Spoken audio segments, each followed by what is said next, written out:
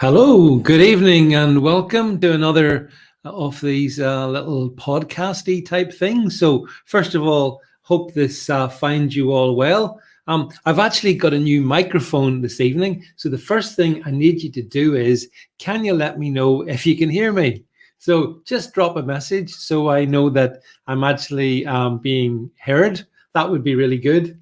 Just do a click and let me know that the microphone is actually working correctly. Hopefully, this should give you a clearer voice than in some of the previous ones. So anyway, as you hopefully as you pick this one up, yeah, I'm getting all your comments. Nice to see you, Andrew, Jeanette, Aunt Violet. Good to see you, and Lee, and oh gosh, all you folks and popping in. Thank you very much for being here with me. I appreciate it. And Deirdre, nice to see you as well. Simon, I'm glad the sound is clear. So this is a much fancier microphone. So hope it amplifies the voice. So listen, I wanted to come back with you because quite honestly, there's so much happening every day that it seems amiss not to take, even if it's only 30 minutes, and to talk about some of the stuff that is going on, because there's just so much stuff going on. And the truth of the matter is, in my view, that COVID and the government's response to COVID is dominating everything, absolutely everything. And oh, hi, Matrix, by the way, good to see you. And so you can't get away from it. So what I've got for you tonight is I'm going to talk you through and show you several things which have been going on today. I think they're all, hi, Chris, highly relevant, and I hope you'll enjoy the discussion on it, really. And I'm looking forward to hearing what you have to say on these things. So let me just start off, if I may. And hi, Harry, good to see you as well. I'm going to just flip up quite a few different things for you to have a look at. I want to start off with this, actually. Just let me share this with you. So, sage experts say that the virus is holding a gun to Britain's head as the PM comes under pressure to impose a UK-wide circuit breaker lockdown. Amidst fears, some hospitals will be swamped in 10 days as daily infections hit 17,000. So let's just take a moment on this, shall we? Because it's not the virus that is holding a gun to Britain's head. It's these sage experts who have been doing so, in my opinion, for the last 6 months. These are the Imperial College mob whose ludicrous, over-the-top, inaccurate forecasting led to the first lockdown and all the resulting misery. So let's be clear that it's not a virus that's causing the problem. It's the reaction to the virus that is causing the problem. And this issue of the PM comes under pressure. Well, who's applying the pressure exactly? Is it the fact that Nicola Sturgeon did it yesterday? Is it the fact that certain voices in the media are clamoring for another lockdown to save us from the virus? I think it's just, so much, it's so dangerous that the so-called scientific community are basically, they've got a gun to Britain's head and they're demanding that we basically are put back in our box and shut away. So I think that's the first thing to be said, that I totally dispute this headline, like I dispute much of the other things.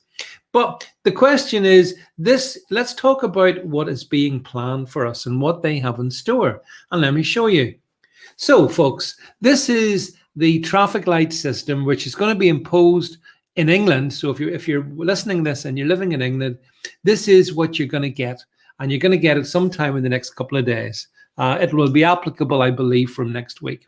So it sounds so lovely, doesn't it? A traffic light system, so benign, so helpful. Hi, Norma May, by the way, good to see you. And thanks for your support of the channel.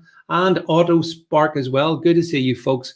So this is our little traffic light system. Let me talk you through it. So if you're going to be in the green tier, well, that just means social distancing measures, the rule of 6, of course, in gatherings, and the 10 p.m. curfew in bars and restaurants. And that, folks, is as good as it gets. So you're still having limitations, there's still curfews, but it's green. So that's not so bad, is it? Then if you're naughty and the case numbers go up, then you move into the amber tier. And in the amber tier, it's the same as tier 1, but there's a ban on households mixing, upgraded advice on face masks, whatever that means, and schools stay open. Now, I guess this is kind of where we are with Scotland, and I think in Northern Ireland we're kind of in this area, and it's the middle area that they're going to classify us in. But then, if you're really bad, if you're listening to this and you're actually, going about your business of being a human, then you could end up in the red tier, and the red tier is it's a weird one actually. So again, all the same restrictions as above, okay? So all the same restrictions. However, pubs, restaurants, and other hospitality businesses are shut. Restrictions on non-essential travel. But oddly, schools stay open. So in all of this, they're trying to say to us, well, look, it's not that bad because we're keeping the schools open, but we're closing the hospitality sector down. And all of this seems to imply that the hospitality sector, hi Ozzy, by the way, nice to see you, and Kim as well. Thank you and Tibeth, thank you for all being on the stream. This is what's being planned for us, folks, and certainly in England, this is what you're going to get. And it looks like from Monday, Boris is planning to shut the pubs and restaurants, just like in Scotland, in northern towns such as Liverpool, Newcastle, and I think Leeds is maybe another one. So there's going to be lots of northern towns, cities being closed down in exactly the same way as Sturgeon has closed down the Central Belt in Scotland. And Lee makes a point. Let me just put Lee's comment up. If we lock down again, that will be my business gone. So many more lives will be ruined. Again, utter madness. Lee, of course, I completely agree with you. You're absolutely right. But I'm afraid the Matrix has got this one right. We are in punishment phase. So true. And we'll move on to talk about that, actually. I'll come back to this one because I think we all know what's going on here. And we certainly will do by the end of this. So then so this is a traffic light, the much vaunted traffic light system, which apparently is going to save the day. So let's then take a second and have a look at some of the statistics, because statistics, well, they used to say statistics don't lie, but of course they do. Let me show you how statistics lie. Look at this. OMG, look at those infections per day in the UK. This is the latest figures from yesterday. And as you can see, this chart screams that they're up by 164.4%, 17,540 infections in one day. Look at the if you can see me doing this on the screen, look at the peak. We were looking at about 6,000, I suppose, 6,000 infections per day. Now we're up to 22,000 at one point. So we're roughly 3 times greater levels of infection than we had back in the peak of the so-called epidemic. Now then, here's the thing. Let me just focus on this chart just for one moment, because it's a false chart, and let me explain why I think it's a false chart. This is reflecting infections, as the media call it, and as the government call it. But these aren't infections. These are positive PCR cases. And as people who follow me understand, a positive PCR test is just that. It's positive.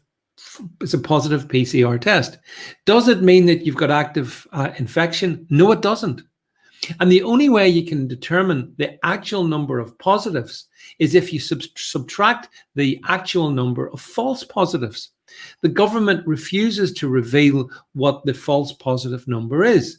But when we look at the false positive number from its best guesstimate going back a month or two, that looks to be in the region of around about 2.5% to 3%. So if they are, and I'll just do this one on the hoof. If they are testing as they are at the moment, let's say 200,000 people a day, which is roughly where we are.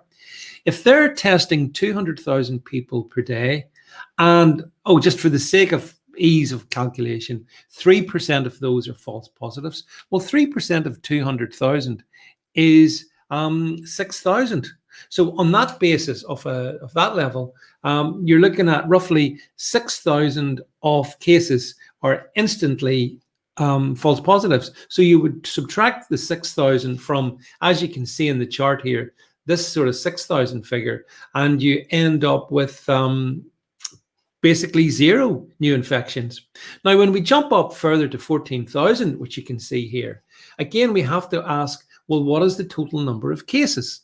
And again, we have to apply the false positive. The government steadfastly refuses to do this. And as Jeff says here, that's because their scam would crack wide open.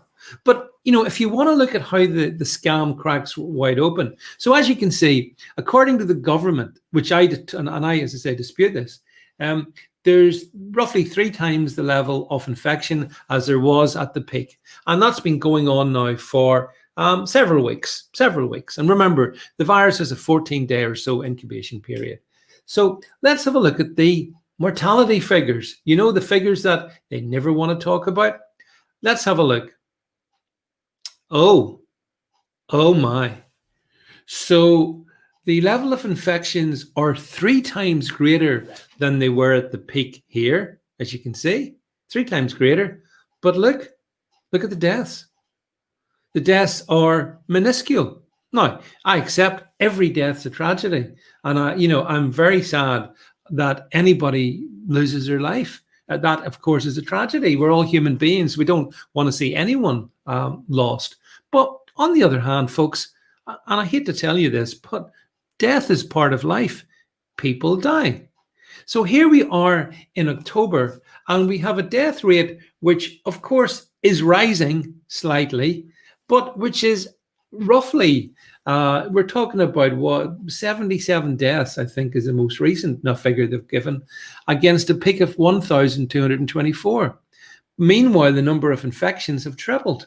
So in actual fact, if you took it straight line, we should be looking at around about 2,000 to 3,000 people dying, and they're not. So this is of course yes, Chris, I did see the army going door to door, and actually, in fact, because this is a fair point, I think other people put this out as well, a video up in the Midlands of the army going door to door, encouraging people to test themselves. That, friends, is how you get the huge level of so-called infections, and that's the game that's in play. However, the mortality rate remains determinedly low. Now, of course, there's another factor in this. Let me show you this chart. And this shows the number of hospital admission rates per 100,000 of new COVID-19 and influenza positive cases. So as you can see, the number has gone up from roughly 1 or round about that to about 3.5 people per 1,000. But, and this is the kicker in this one, folks, we live at the moment in autumn, and that's when the flu season really kicks in. So you would expect to see people admitted to ICU in hospital because they've got a bad flu. Happens every year. Roughly in the UK, I think over the last, from 2014 to 2018, approximately, let me get this right, an average of about 15,000 people die from the flu each year. It's very sad. Some years it's worse than that. Some years it can be 20, 30,000. But average, let's go 15,000. To date, according to the media today, we have had under 400 people dying from the flu. So when you look at this chart and you bear in mind the fact that the numbers of people dying from the flu and being hospitalized from the flu are staggeringly low, this is going to go through the ceiling, folks. But not because of COVID-19, because of flu. But what they're doing is, as you can see in their very own chart, they're actually combining COVID and flu. And they will use this to give you and the general public the impression that the epidemic's back and it's worse than ever.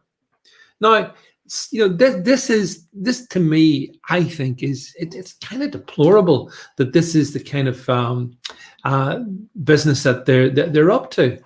And then also, by the way, I wanted to show you a couple of other things. I've got loads of stuff to show you here. Did you see this? And this will interest my friend Chris, who's on the stream, Chris Davis.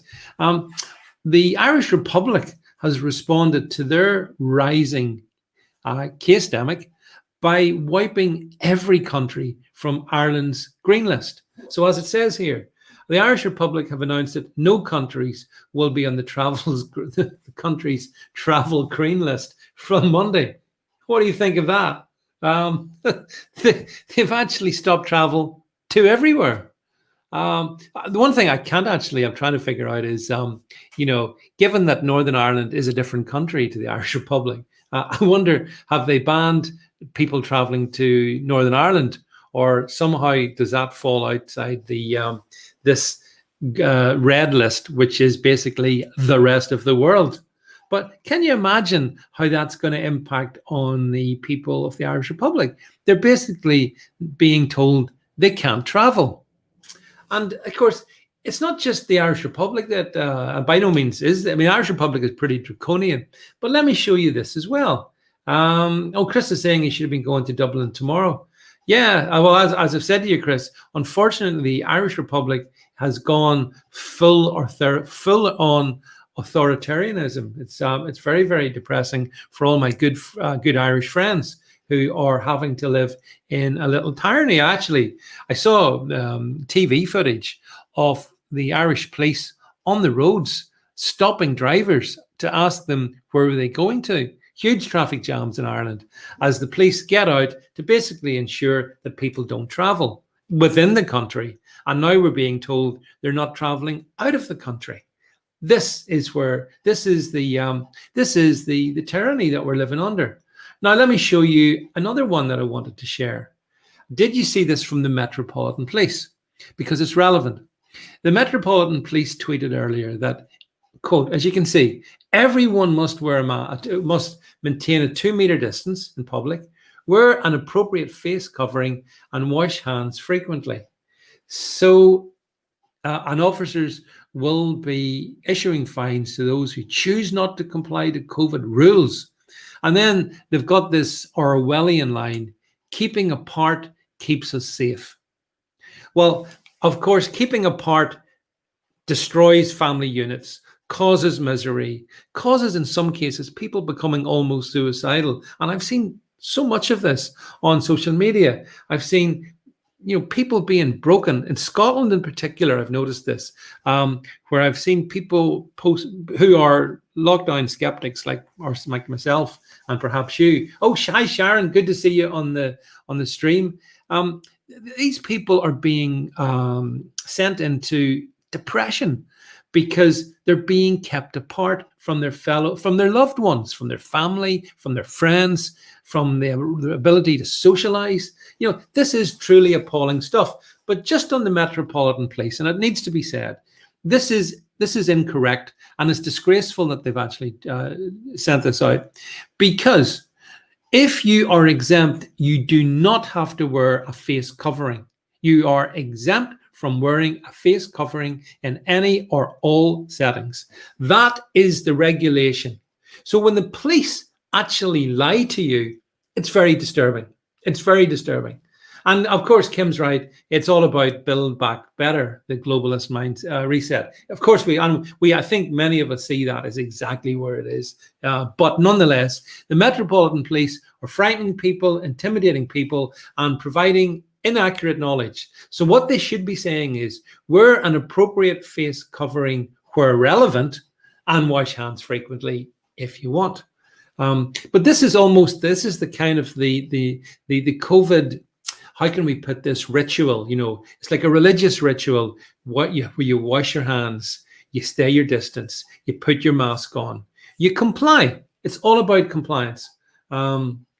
Now, excuse me, Lee says here that my parents are fearful they won't see their grandchildren again. This is mental torture. Well, well, of course, Lee, I fully understand, and I sympathise with their pain. As someone who's become a grandparent in this last 5 weeks ago, just slightly over, I became a grandparent for the first time. Nothing and no one will stop me from keep me apart from my grandchild. Literally nothing can stop that from happening.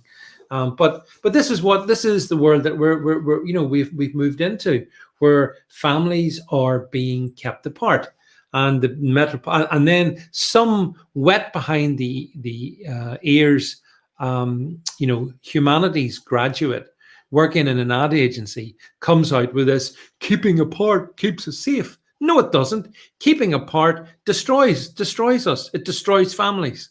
So, but it's all part of course, what we're being driven into. And it's clear to me, beyond a shadow of doubt, that within the space of a couple of weeks, the entire UK hospitality trade is going to be decimated. Now, the thing about this is that that concerns me is that there's so many people and work in pubs, restaurants, and hotels, and tourism, and they are being absolutely sacrificed on the altar of compliance to what I consider to be a UN, World Health Organization, World Economic Order mantra. Their jobs are being sacrificed. I've seen already in Scotland, and if Sharon's still on the stream, I'm aware of people in hospitality sector deeply concerned that they won't have a job in 2 weeks' time. And then that begs another question, and let me pose this one to you. We can all see that if you shut down hospitality, pubs and restaurants in the way that's being proposed, you will clearly cause lots of unemployment. Some people seem to think that the government aren't aware of this. I believe the government are extremely aware of this. The thing is, they don't care. They're not bothered. And in fact, actually, here's one. Wendy's come on the stream. Hi, Wendy, by the way, thanks for joining me. She says the BBC are sending reporters out to bully people who do not wear face covering. That's right, Wendy. I saw this was Stephen Nolan, someone who, frankly, should be more concerned about their vast bulk rather than other people's health. Because clearly, obesity can lead to all kinds of negative health outcomes. But the intrepid Mr. Nolan was filming for his dreadful TV program, which you should never watch. And he thought it would be good to tackle people coming out of a place having taken their masks off. Well, I only wish Mr. Nolan would try that one with me anytime. And furthermore, and I'll put this one out there, if Mr. Nolan wants to have a real debate, he's got my number. Phone me, Stephen, and bring me on to your ludicrous radio program, and we'll discuss your cosmic levels of ignorance about COVID regulations. Anyway, back to Sharon says here, it's 100%, it's awful in Scotland. And of course, this is right. I mean, that whole central belt, Sharon, that from, right across, I mean, I think it's 3.5 million people are now entering this horrific Scottish lockdown. I think the total Scottish population is about 5.4 million. So that's about 60, maybe 70% of the Scottish population are being locked down by Sturgeon. And yet, and the damage is going to be obvious. But I don't think Sturgeon cares. And I don't think Boris cares as well. Boris will lock down England. He doesn't give a damn.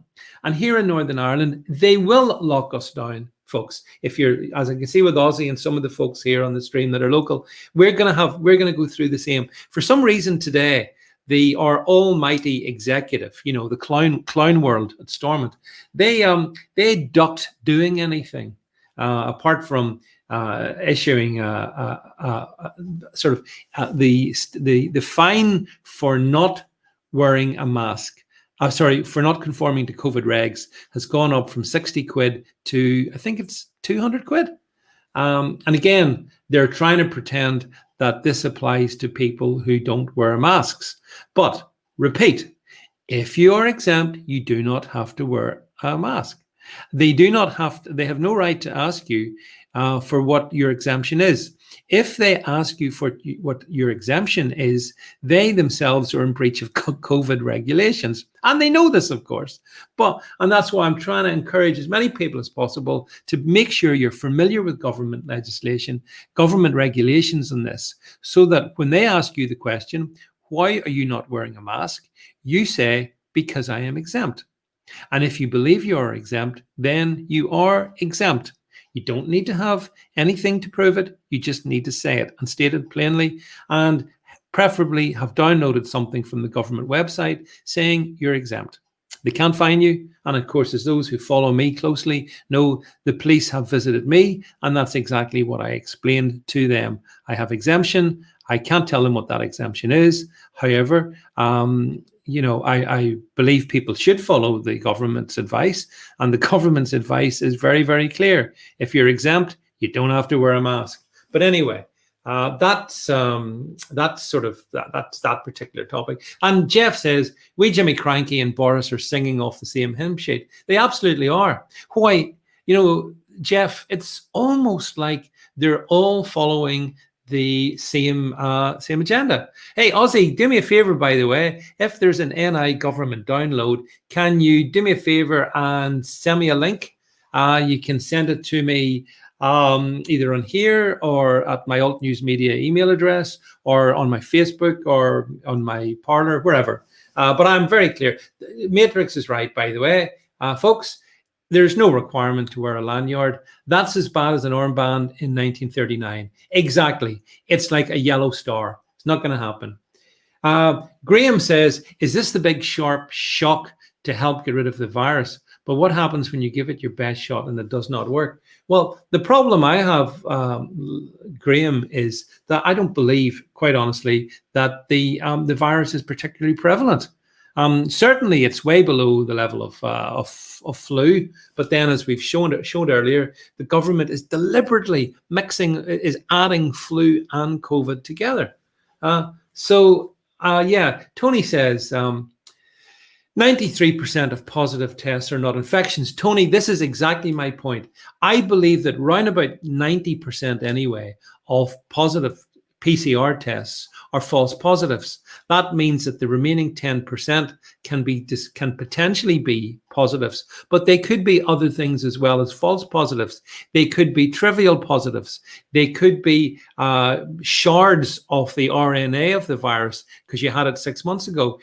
There are other things that they could be as well. So actually, this notion that the media and the politicians are creating, that we live in a the epidemics come back and it's worse than ever, like a horror movie, like a Halloween movie, he's back and this time it's really personal. This is just garbage. And this is all about selling us fear, make us fearful, divide us, and then rule us. And that's exactly what I believe is going on.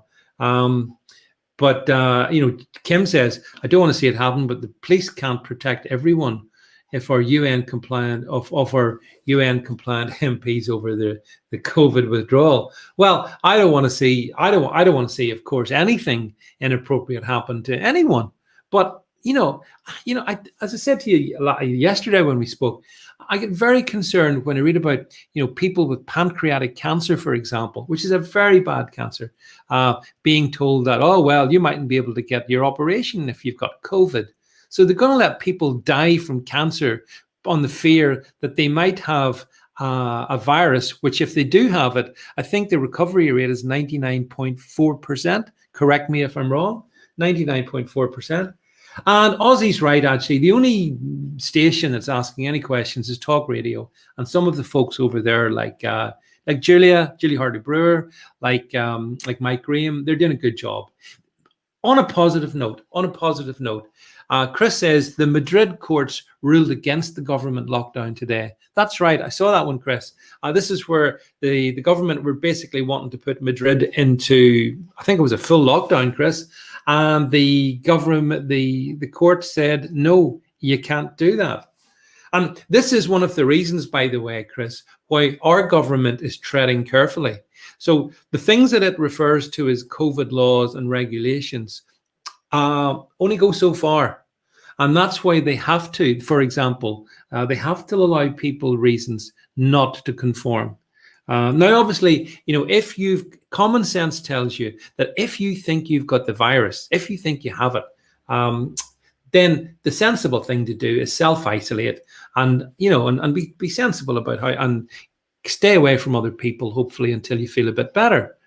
That's just common sense. But we don't need to lock down society, wreck the economy, create vast amounts of unemployment. We don't need to do and depression and suicide and misery and stop people living their lives. We cannot hide from this virus. That is fundamentally the problem.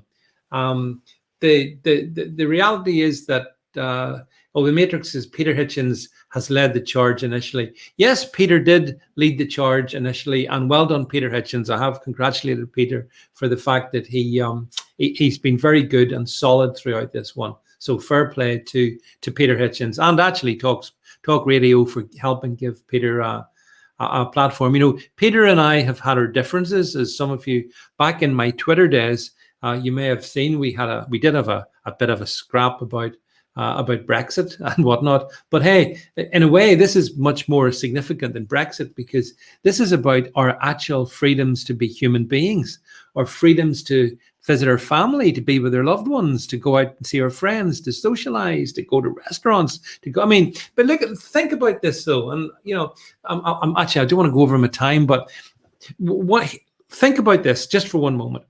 They're closing the pubs. They're closing the restaurants. The cinemas are closing down. They've stopped people going to live sporting events, by and large.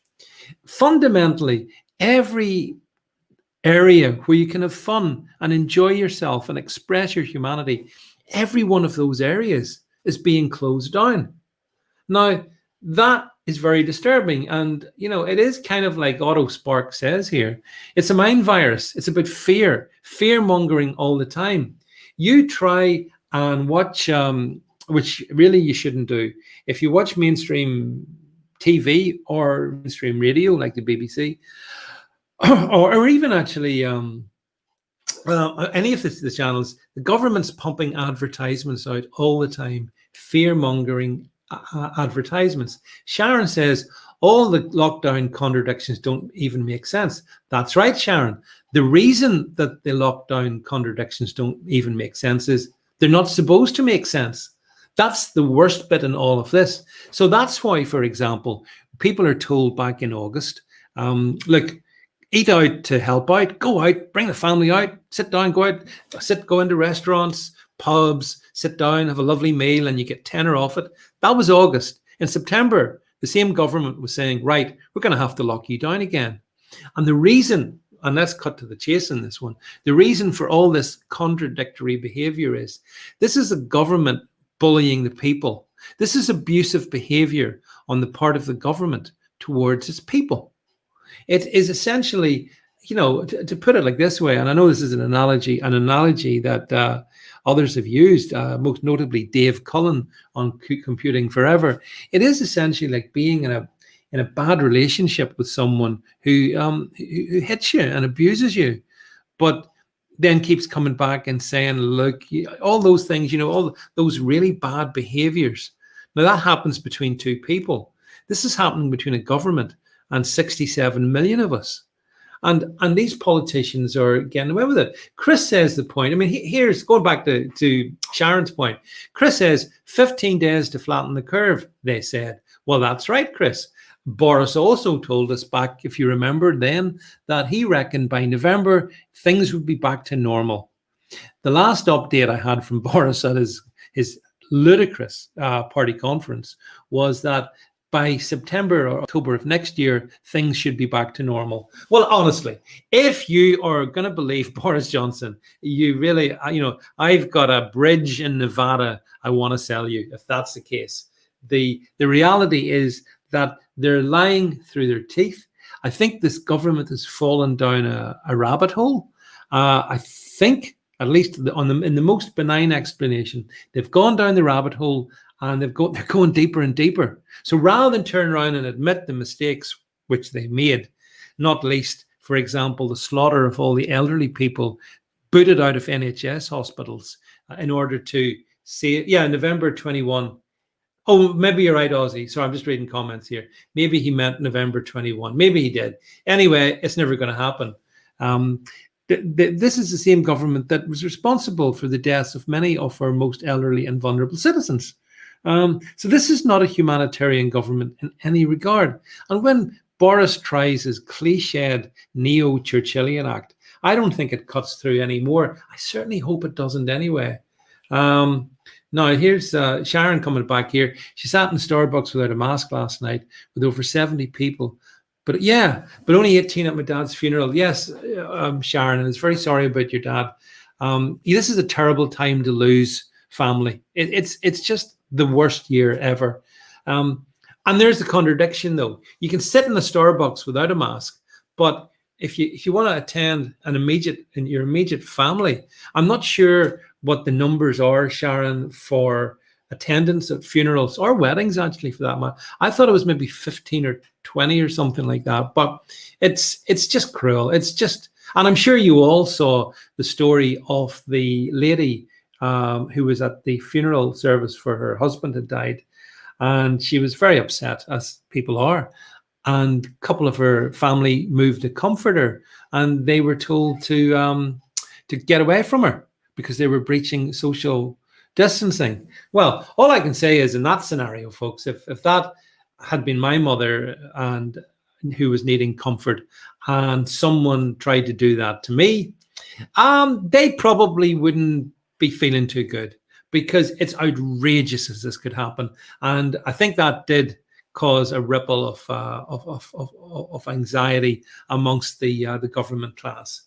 But unfortunately, this is where we are, and we just have to keep battling away. We mustn't give up. As I said to people that I see who are distressed about this and upset, I just sort of say, listen, the sun rises fresh every morning. Don't give up. I think we will prevail in the end. I know that the large globalist organizations behind all of this want to wear us down. Actually, there's a good point. So I just wanted to make this one as well. Foreign corporations, no problem. Small indigenous business decimated. But that, of course, Matrix, is exactly the point, isn't it? And this goes back to the point that Sharon was making earlier, and others of you have made. The thing is that they're quite happy to wipe out small to medium-sized business. It's not a problem. What happens when those companies are wiped out? Well, the people go onto unemployment. Where do they get money from? The state. They become serfs to the state, and they will do what the state wants them to do. So all it does is basically concentrate their power. But again, you're right. They are losing. There's degrees of people being red-pilled about this now. The Daily Mail, which I've got all kinds of problems with, but this morning, I think on it's recent couple of days on its front page, it's been pushing back against the government. And bearing in mind, it's supposed to be the mouthpiece of the Conservative Party. It's been sort of saying, this is madness. This can't go on. Now, I don't put a huge amount of confidence in the press, folks, and neither should you. But it's a little bit of sunlight, isn't it? One of the biggest circulation newspapers in the UK, daily newspapers, is saying, don't do it, Boris. But he will do it. I guarantee you, folks. And we'll catch up with each other when this all happens in the next few days. Boris will lock down parts of Northern England. And I think this is, if you remember in the December general election, the Tories had that, the Northern Red Wall they talked about. Boris is gleefully going about the business of dismantling the Northern Red Wall, because these are the towns and cities that are being put down into these horrendous lockdowns. These are the towns and cities where hospitality sectors are being decimated. All over, as we've seen earlier, a so-called infection rate, with a mortality rate, which is frankly to be expected for this time of the year. So Yeah, I mean, Graham says when a son cannot console his widowed mum at his dad's funeral because of a job's worth, what a sorry state we're in. Of course, Graham, you're absolutely right. It is a sorry state. But listen, what we have to do, folks, is we have to be strong. We have to we actually have to do what the government and the media won't do. We should follow the science. We should be people of reason. We should respect other people who hold different views. This is how we should behave. We should be better than them, but we should be resolute as well. So we should not comply. Do not comply if you believe that, because I think the more you comply, the worse it will get. You see, a lot of people, and that would probably include me actually, back in March, early March, we sort of thought, well, we don't know what this virus is going to be about, so we should go along with it. Maybe we do for 3 weeks, take a break. That was the worst thing we ever did, because the government then used that, and they've been using it ever since. Stay home, wash your hands, save the NHS. By the way, I mean, maybe I should do a special on the NHS one of these nights, because the NHS continues to absolutely appall me. We have all the, hi Connor, by the way, nice to see you, Connor. Nice to see that mask icon there. The NHS has been a catastrophic failure, and by no sort of metric that I can think of can anyone argue otherwise. The levels of treatment, like people talk about, but it's always there to save us. But at the peak of this, when people were dying back in March, the NHS, as I've said before, they only could do 2 things. They gave you, if you went in and you had symptoms, they gave you paracetamol and kept you comfortable. And if your condition really deteriorated, then they would put you on a ventilator, and that tended to kill you. That's exactly where the NHS was. Now, I'm sorry, folks, I wouldn't clap that. That's not something to be applauded, is it? But that's exactly what the NHS did. Now, fast forward to October 2020, and I don't think the NHS has particularly any more treatments beyond that. I stand to be corrected. I am conscious of the fact that the paracetamol and ventilation, that is information that came to me from within the NHS. So 100. I stand by that 100%. If the NHS has got new treatments, I'd like to know what they are. But what we do know between now, we know now in October, that we didn't know back in March, was this. This virus affects the older demographic. People 80 plus are most vulnerable, especially if they have comorbidities. So these are our elders, and these are people who, in some regards, let's be honest, are approaching the final point of their lives. And it is also telling, by the way, that in 2019, the flu season in the UK was very mild.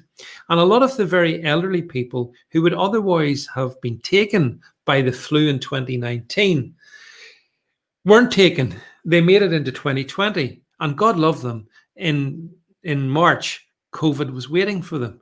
But that also is a factor which, of course, the media also run away from sharing. So we can also have this broad understanding of exactly what's happening. So that's why you see, for me, in October, well, knowing all that we do, we should make sure we protect our elderly and most vulnerable in the best way possible. But frankly, anybody under the age of 50 or whatever, or even 60 for that matter, should be getting on with the rest of their lives. I think, if we did a poll on that, I believe that most people would say, yeah, I think that's reasonable. Otherwise, we'll never be able to live our lives again. We're never going to get back to normal. When they talk about the new normal, that was code for them saying, we're never going to let you back to normal. So normal now is going to be wearing a mask, actually outdoors. I don't know if you saw, Italy has mandated that masks must be worn in all outdoor settings. I believe, and it's just a theory of mine, that they will try and force us into masks indoors in our own homes. They'll tell us it's for the best. They'll tell us wear a mask at home so that there's no chance of any sort of household transmission. Save Granny. This is a sort of shameful propagandist tripe that this government, is very good at selling. And yeah, I mean, there's a comment that the Matrix run the Tavistock Institute too. Yeah, although listen, the crimes, the NHS roughly each year, I think I've told you this statistic before, roughly in a typical year, there's around about 12,000 people die unnecessarily in the NHS. Now, to put that into context, that's like, 3 to 4 9/11s, and yet nobody talks about it. Yeah, it just happens. This where the NHS, I think, is a problem. And, because you're not allowed to criticize it, the problem gets worse. I believe, yeah, I mean, look, Ajit, good to see you, by the way, Ajit, my friend. The biggest question of the world is that the world is closed at this time, yet how many billionaires become even more billionaires? Well, of course, you're right, because I think the likes of Jeff Bezos, the owner of Amazon, I think the likes of him, the likes of George Soros, the likes of any of these, the big tech giants, they're all going to do extremely well from this. It's the small business, maybe the little 1 or 2 man shop. They're the people who are going to be put out of a job. But that saddens me, because those small businesses are the backbone of this United Kingdom. I think, wasn't it Napoleon who described Britain as a nation of shopkeepers? And of course, exactly that's what we are. It's so unfortunately, what's happening at the moment is polarizing wealth into that tiny 1%. It's stripping away wealth from all the people in the middle, and then creating a very poor group of people entirely dependent on the state. Now, we can talk about that at another time, because that reminds me of something. Oh, what's this? World Economic Forum? Yeah, we can talk about that another time. But at the moment, it seems to me that that's exactly what's happening, and that's exactly what we have to be alert to and be woke to. There is no doubt about it that the what's happening at the moment, it's not just coincidental. And people say, isn't it strange that this is happening all across the world at the one time? It's not strange. It's entirely predictable.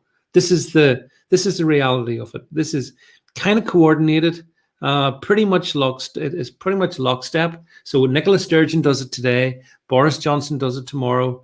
They'll do it in Wales the day after. They'll do it in Northern Ireland the day after that again.